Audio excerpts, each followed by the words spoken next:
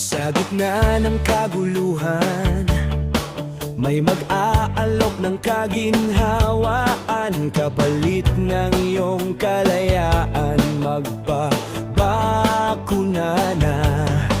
Ito daw ang tunay na panlaban, safe and effective, ika nga ng karamihan.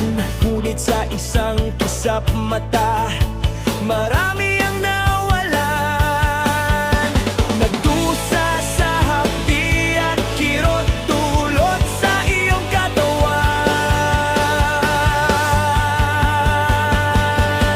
Kaya gising na kaibigan, buksan ang iyong isipan.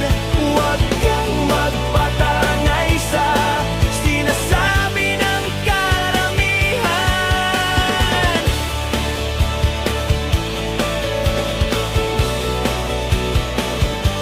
Ingatan mo ang iyong isipan, huwag mong pakinggan ang bulong ng kadiliman. Huwag mong ipaubaya ang iyong